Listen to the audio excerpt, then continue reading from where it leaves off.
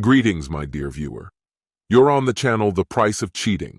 The channel is for those who appreciate traditional family values and condemn adultery. So be sure to subscribe to the channel. Let's get started. The sun hung low in the late afternoon sky, casting a warm, golden hue over the tranquil suburban neighborhood. Anna eased her car onto the quiet street, the stillness broken only by the hum of her engine. In the passenger seat sat David, her lover, exuding a calm confidence that counterbalanced Anna's underlying tension. The evening felt like a rare and precious gift, time stolen for just the two of them. As she turned into the driveway, a playful smirk danced across her lips. "Philip took the kids to his parents' place this morning," Anna said, her tone light and expectant. "We've got the house all to ourselves for the next 2 days." David let out a soft chuckle, leaning closer. "Finally," he murmured. "Feels like we've been waiting forever for this moment." Anna opened the door to her home, her hand lingering briefly on the knob. She called out into the silent space, "Kids? Philip?" Only the echo of her voice replied. Turning to David, she offered a knowing smile. "Just as I hoped, completely empty," she said, satisfaction lacing her words. David followed her inside, taking in the cozy interior scented faintly with lavender. He set his bag down near the entrance and met her gaze with a grin. "This is going to be the best evening we've had in ages," he said, slipping an arm around her waist. "No interruptions," Anna agreed with a laugh, her eyes glinting with mischief. "But let me double-check. Philip can be forgetful." She reached for her phone, dialing his number as she paced. The line rang a few times before going to voicemail. "No answer," she said with a shrug. "He's probably busy wrangling the kids." Turning back to David, her smile brightened. "It's just us now. Let's make the most of it." David wandered into the kitchen, settling into a chair with a contented sigh. "I have to hand it to you," he said warmly. "You pulled this off perfectly. I thought we were stuck with another quick coffee meetup this morning." Anna was about to respond when her eyes caught something unusual. A blanket lay crumpled on the sofa, disrupting the otherwise tidy room. Her brows furrowed in confusion. "That's strange," she muttered, moving toward the couch. "What is it?" David asked, straightening up. Anna picked up the blanket, her fingers brushing its soft fabric. "Philip always folds things before he leaves," she said, unease creeping into her voice. "Why would he—" Her words faltered as the blanket shifted, revealing Philip, her husband, rising from the couch.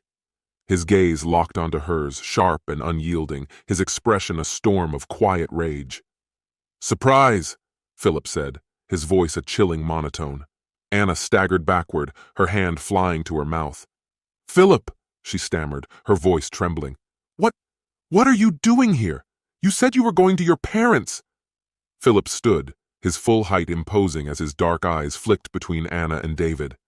"Plans change," he said icily. "Now why don't you explain what's really happening here?" Anna's heart pounded as she tried to hold her ground, smoothing her dress nervously. "Philip, it's not what you think," she began, her voice quaking. "David and we're just friends." "Friends," Philip repeated, his tone heavy with mockery. His arms crossed over his chest, his skepticism palpable. "Yes," Anna insisted quickly, glancing at David for support. "He just came over for coffee to catch up, that's all." David nodded awkwardly, his hands gripping his knees. "Yeah, just coffee," he echoed, his voice barely steady. "Nothing more." Philip's cold gaze bore into them. "Coffee," he said, his voice rising with incredulity. "Funny, because when you walked in, Anna, I distinctly heard you say it was just the two of you tonight. No interruptions." Anna froze, her mind scrambling for an explanation. A nervous laugh escaped her. "Oh, that?" she stammered. "It was just a joke. Right, David? A harmless joke?" "Exactly," David said, nodding too enthusiastically. "We always joke around like that. Nothing serious." Philip's expression hardened, the tension in the room thickening. "Harmless," he repeated, his voice cutting. "You're both terrible liars." Anna's legs threatened to give way beneath her as Philip's fury weighed down on her. She clung to the back of a chair for support. "Philip, please." "Enough," Philip barked, his voice low but crackling with anger. He strode to the mantel and opened a cabinet, retrieving a small wooden box. Its polished surface gleamed ominously in the dim light. Anna's stomach churned as he set it on the table and pulled a pair of pliers from his pocket. The metallic glint sent a jolt of dread through her. "Philip, don't!" she begged, her voice breaking as she stepped toward him. "Quiet!" he snapped, freezing her in place with his glare. David sat paralyzed, his hands clenched in his lap. "Philip, let's talk." "Not another word," Philip snarled, his voice slicing through the room. The suffocating tension pressed in on all of them, the air heavy with the weight of what was to come. Without a word, Philip seized Anna's wedding ring from the table, holding it firmly between the jaws of a pair of pliers. His grip tightened, and with a sharp snap, the gold band twisted and broke in two. Anna gasped, her hand flying to her mouth as the mangled ring fell into the trash can beside him. "Philip, stop!" she cried, her voice breaking under the weight of her tears. "That was our... Our what?" Philip interrupted, his tone like ice. "Our bond? Our promises? Don't make me laugh, Anna. You destroyed all of that long ago." Without hesitation, he reached for his own ring. The pliers bit into the metal and another snap echoed in the tense room. The shattered ring joined Anna's in the trash, the sound final and heavy. The silence that followed was oppressive, broken only by Anna's quiet sobs. Her voice trembled as she asked, "Why are you doing this?" Philip's face twisted with anger and betrayal, his eyes burning with emotion. He leaned closer, his voice cutting through her sorrow. "Why?" he spat bitterly. "Because you ended it already. I'm just making it official." Straightening, he fixed his steely gaze on both Anna and David. His voice was calm, but the restrained fury beneath it was unmistakable. "Leave my house, both of you, now." Anna froze, her face a portrait of disbelief. Then, like a dam breaking, her anger surged. "You can't just throw me out of my house!" she screamed, her voice shrill with rage. "I have just as much right to be here as you do!" David raised his hands in a gesture of peace, his voice careful. "Philip, let's not escalate this further. We're all upset. Maybe we can talk." "Talk?" Philip's voice lashed out, silencing David's attempt at reason. His face was a mask of contempt as he turned to Anna.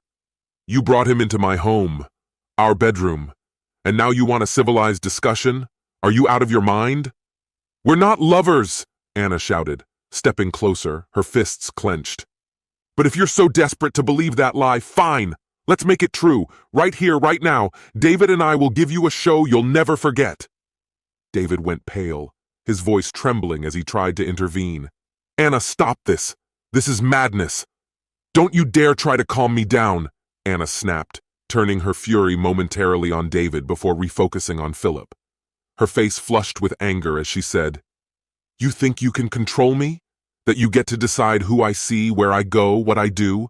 You don't own me." Philip's expression hardened, his voice eerily calm. "You've lost all sense, Anna. This is your last warning. Leave my house and don't come back." Turning, he strode to the closet, retrieving a baseball bat. The faint scrape of wood against the frame was chilling. With deliberate precision, he pointed the bat toward the door. "Go, now. Tomorrow you'll get divorce papers. Be grateful if I don't make this worse for you." David's courage faltered as his eyes darted to the bat. "Anna, let's leave," he urged, pulling at her arm. "This isn't worth it." Anna's fury hardened into cold defiance.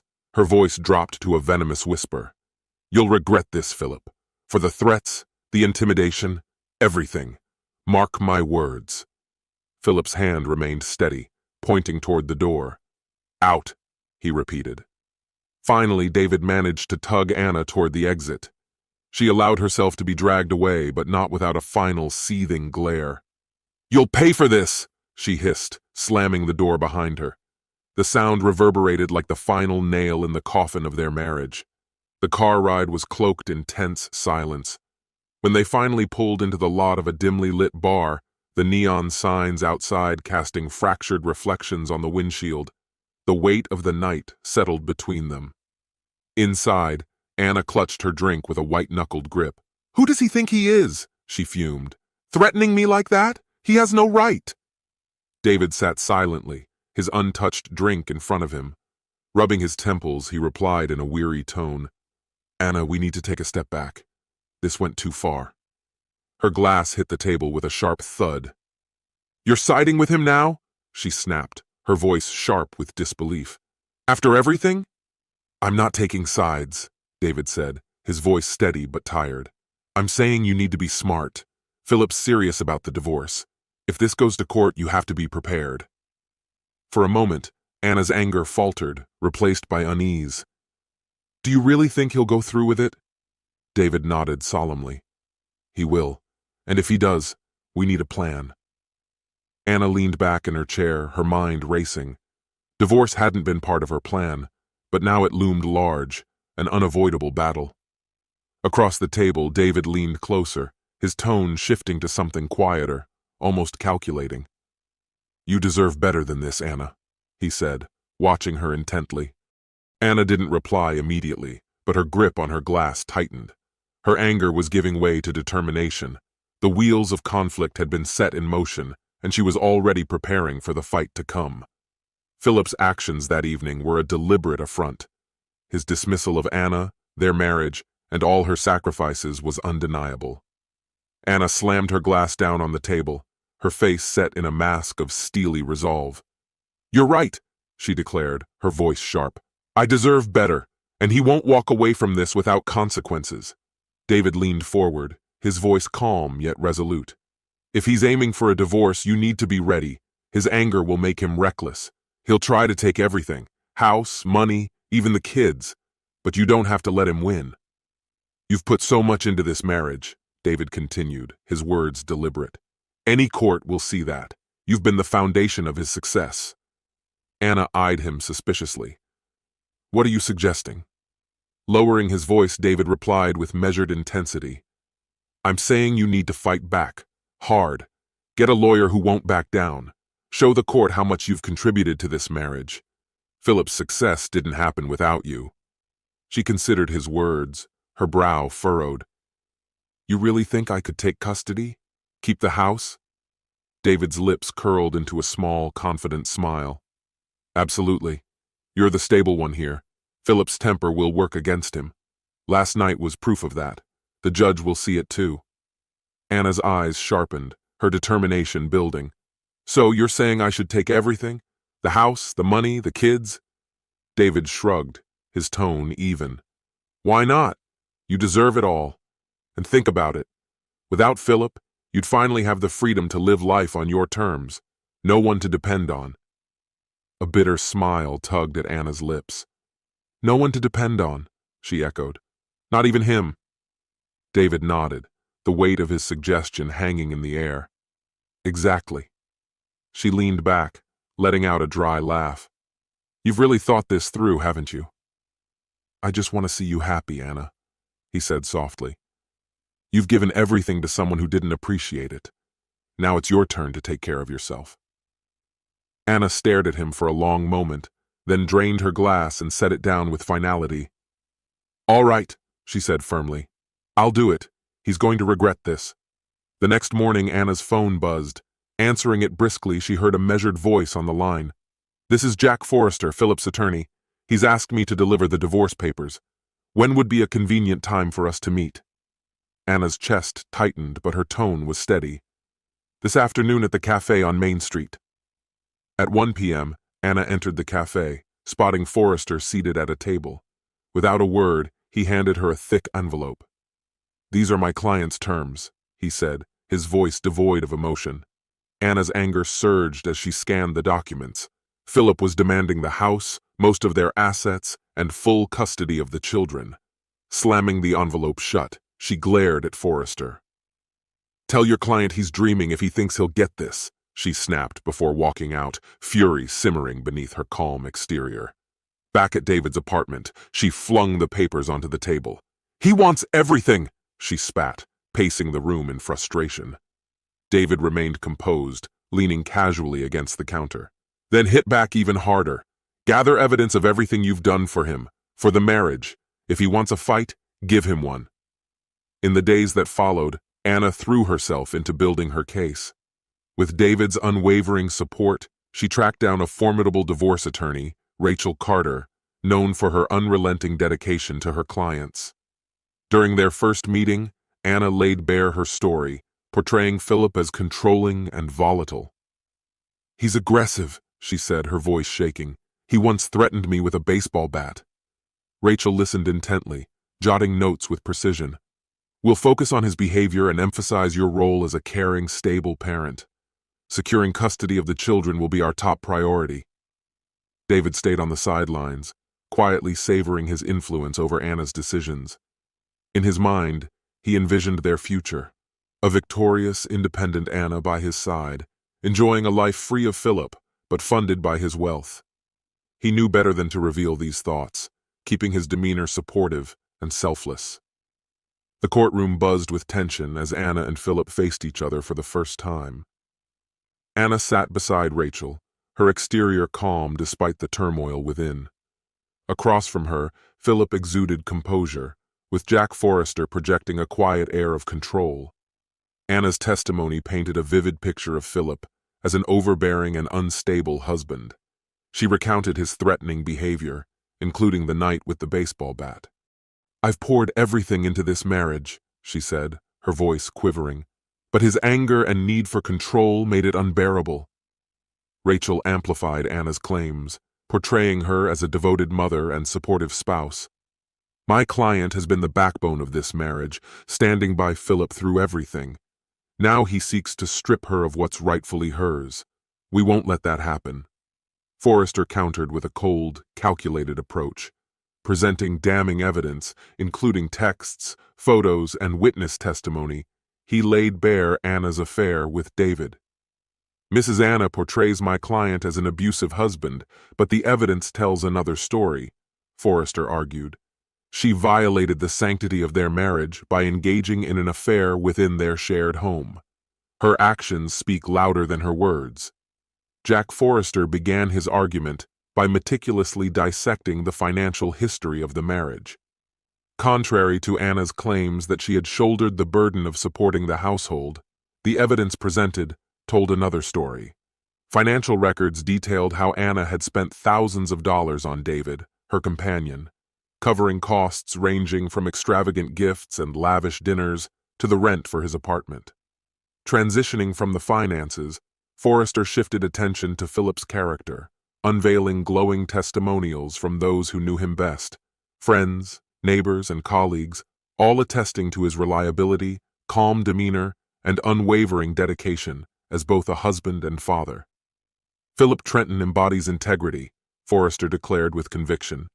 Even in the face of betrayal, he did not take vindictive actions such as freezing joint accounts.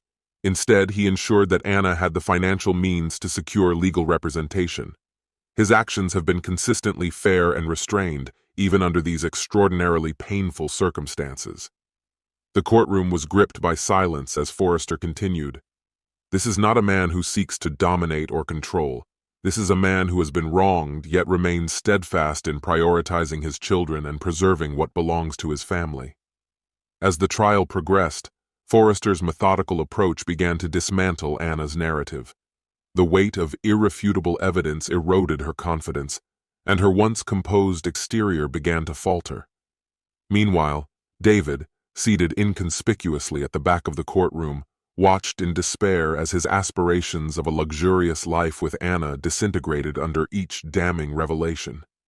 Tension in the room escalated as Anna's attorney, Rachel Carter, confronted her during a recess.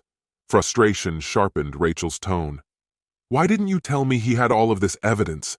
she demanded, her voice low but firm. "I didn't think he did," Anna replied weakly, her complexion pale. "I didn't think any of it would come to light." "Well, it has," Rachel snapped, flipping through her notes in exasperation. "And it's obliterating your case." Forrester, undeterred, subtly turned the court's attention to Anna's motivations.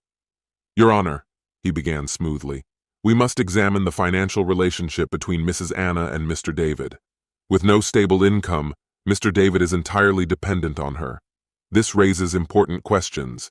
Is their connection truly rooted in love, or is it a calculated effort to secure a disproportionate share of the family's assets to the detriment of the children?" The judge maintained a neutral expression, but Anna felt the atmosphere shift. After weeks of argument and testimony, the judge finally delivered a ruling.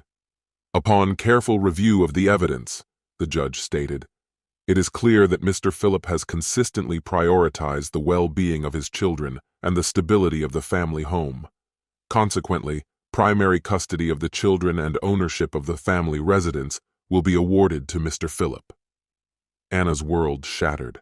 She barely registered the remainder of the ruling until the judge addressed her directly. Mrs. Anna will retain her personal vehicle, a portion of the shared assets, and specific items from the marital home. While this constitutes a smaller share of the estate, it is equitable given the circumstances. Rachel had salvaged what she could, but the decision was a significant defeat. Philip left the courtroom with a calm but triumphant demeanor, satisfied that his children's future was secured. In stark contrast, Anna and David departed in stunned silence, the gravity of their loss sinking in. Back at David's modest apartment, the weight of the judgment settled heavily over them. "This wasn't supposed to end like this," Anna murmured, staring blankly at the floor. "We'll figure something out," David replied, though the uncertainty in his voice betrayed his own doubts. As the weeks unfolded, Anna's life took a grim turn. She permanently relocated to David's cramped apartment, her aspirations of wealth replaced by a stark reality. Weekends with her children, granted through visitation rights, became her only source of solace. Philip, ever composed, ensured the children were prepared for her visits, keeping their interactions civil but distant. Though Anna cherished her time with her children, she felt an ever-widening gap between their worlds. Philip's stable environment provided them with consistency and comfort, while Anna's visits seemed like fleeting disruptions. Meanwhile, cracks in David's veneer of support began to appear. He grew more distant, and the burden of unpaid bills mounted. One day, Anna logged into her bank account and froze in disbelief. Her remaining funds were gone. That evening, she confronted David. "Where's my money?" she demanded, her voice trembling with anger. David avoided her gaze, stammering excuses before admitting the truth. He had gambled the money away. "I was trying to win it back," he offered weakly. "It just didn't work out." This betrayal was the breaking point for Anna. As she absorbed the magnitude of her loss, David packed his belongings and disappeared overnight, leaving behind only a brief note of apology. Left alone, Anna was consumed by grief and regret. She threw herself into her job, struggling to make ends meet. Her weekends with her children became her only lifeline to the life she had once known. One Sunday, as she dropped the children off at Philip's house, she lingered at the door. Philip opened it, his expression neutral yet courteous. "Philip," she began softly, her voice wavering, "I just wanted to say, I'm sorry for everything. I know I've caused so much pain and I pay for it every single day." Philip studied her, his gaze steady but guarded. Compassion flickered in his eyes, tempered by an unyielding resolve. "I've forgiven you, Anna," he said after a moment. "But we can't go back. Too much has changed. This arrangement is what's best. For me, for the kids." Tears streamed down Anna's face as she nodded, realizing that any hope for reconciliation was futile. All she could do now was live with the consequences of her choices and face each day, burdened by the weight of her regrets. This concludes the story. If you like it, then put your powerful like and subscribe to the channel.